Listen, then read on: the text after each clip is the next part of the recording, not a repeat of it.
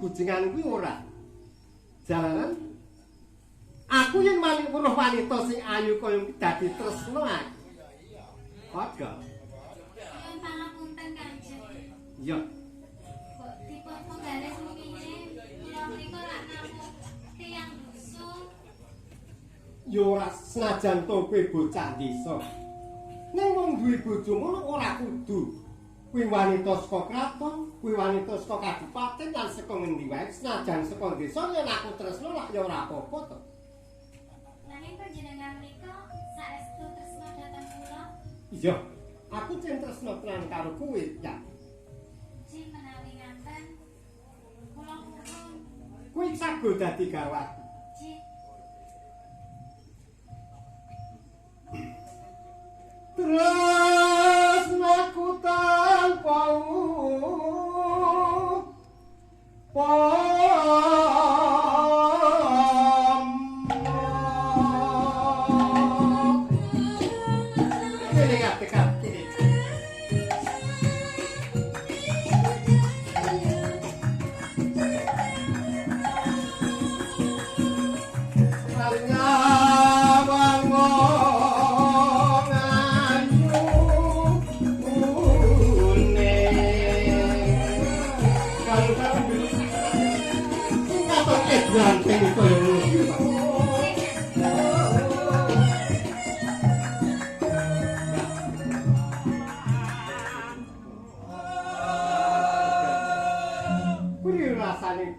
nampa katresnanku ya. Injih kula menika sejatosipun kok dereng pitados wonten lho. Kok urung percaya sing kepriye? Tresnaku ki tenan lho karo siramu ya. Lah kula menika namung tiyang dusun kok badhe dipun pundhut garwa kaliyan Kanjeng Adipati. Wis tak kandhake ngarep mau. Sing jeneng wong duwe bojo ki ora mergo saka kutha, saka kraton, ning senajan cocah desa nek aku seneng lak ya ora apa-apa to. Injih. Awine tak diajak lu. Tresnaku saya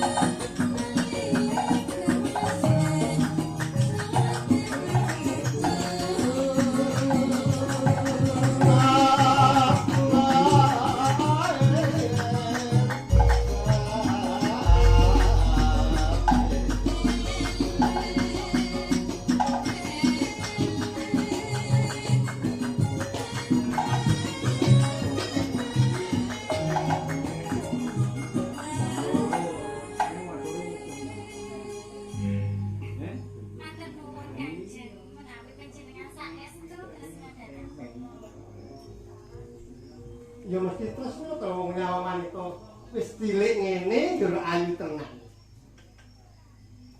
Ring mepar kono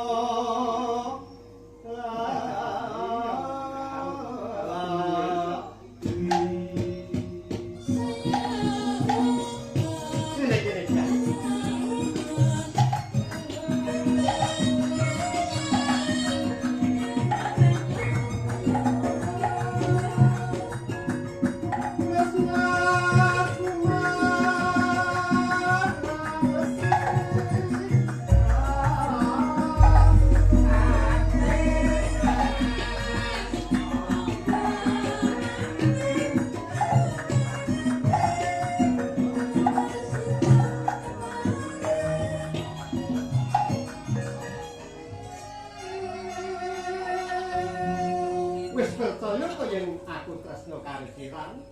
Ije Kanjeng Adipati. Kula menika cik tresna dhateng panjenengan.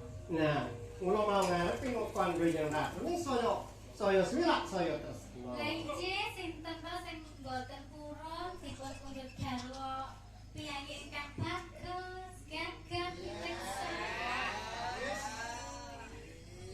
Sajan kowe bocah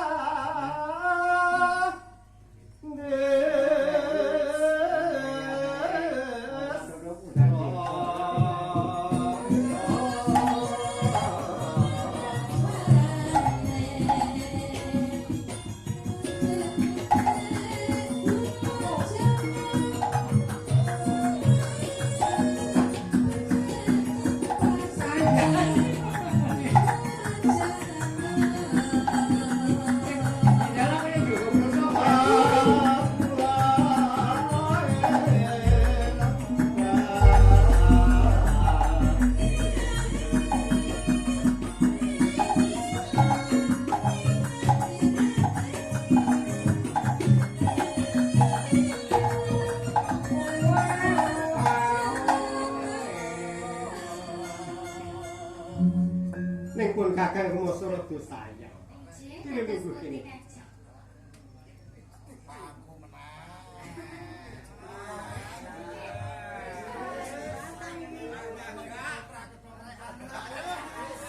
Ya kaya ngene iki sing jenenge wong tresno. Ya ming kudune ya ming. Ya isin ora isin ya ora apa-apa wong pancen kowe iki kanggo seneng kok. Saiki ngene iki.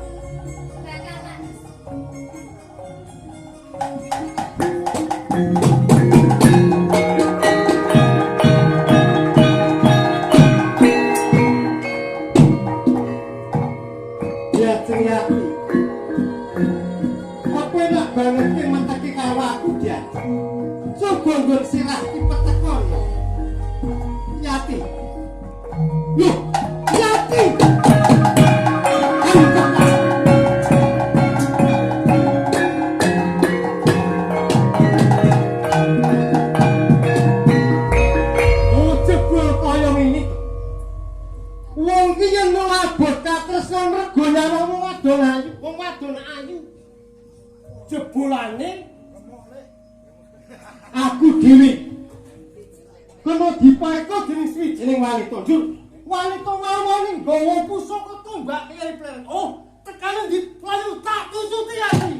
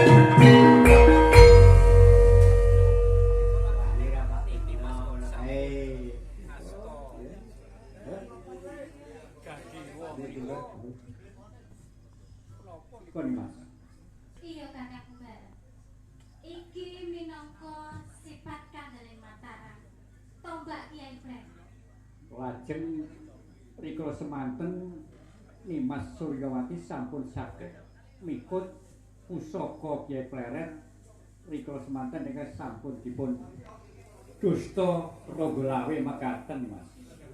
Saiki pusaka iki tak wenehke kowe. Mulai ngaten matur nuwun Mas. Ora saben wong bisa kadunungan marang pusaka iki. Wanci ngaten wanci panjenengan kok lantik saged dusta pusaka yang sampun dipun renggut raga keniten.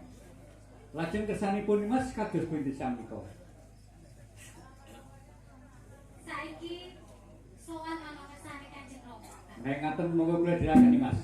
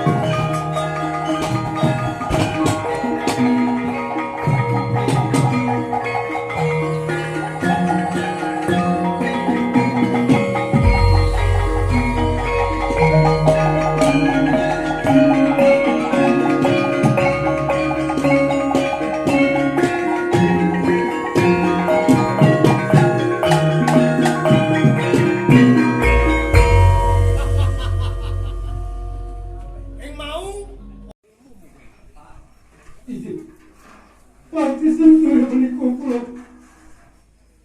kula lepas wonten ing sekdal. Nalika semanten kula pancen kepengin.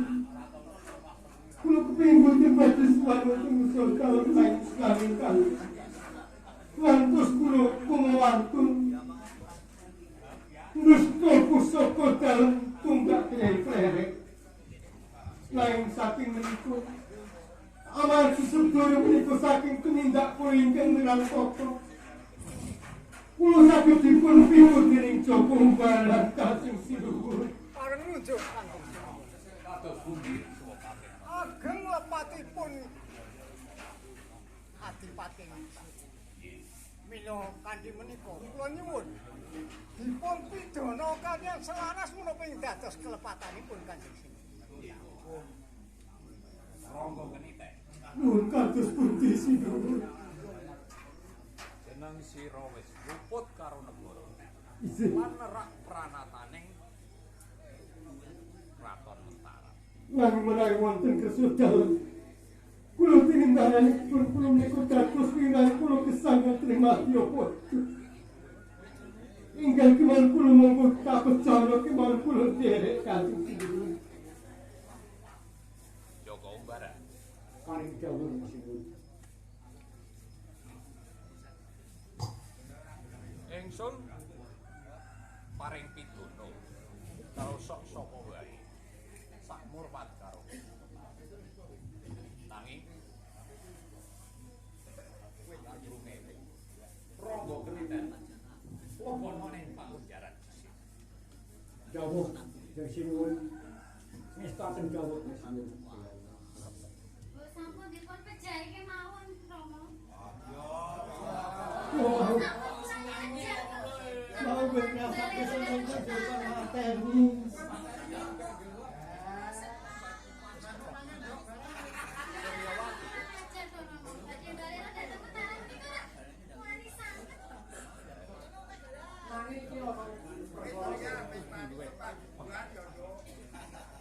munggo pidananing ronggo keniten bisa dipenggalike luwih dhisik leboke ning nanging sadurunge pusaka tumbak yen leren pun Rama suwun.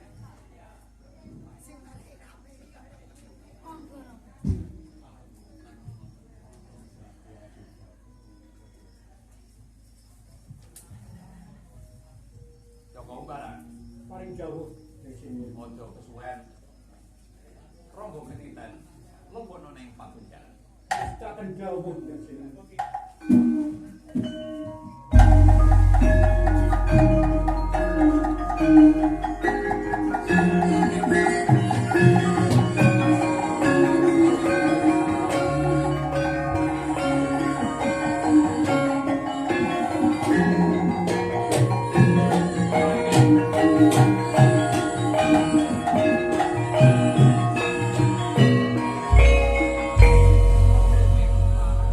Sampun sumilah. Monggo. Ila medal menika gegandingan. Nggih. Negari Mataram kala sawu dados sungsang Bonobala. Nggih. Pedal Titiwanci menika sampun pinanggih tata titintrem ayem-ayem. Panjenengan dalu ingkang murba wasesa. Monggo kula sumanggaken dhateng panjenenganipun kanthi. Kados pundi pungkasanipun. Nggih. Kados seripun wonten ing Kraton Mataram sampun sumilah. Monggo kita sareng-sareng asesante. Jaya Widaya. Suradinang Suradjaya ning Kraton. Lembur dening pangastuti tinemu ing rahayu ing buri. Injih, ila monggo.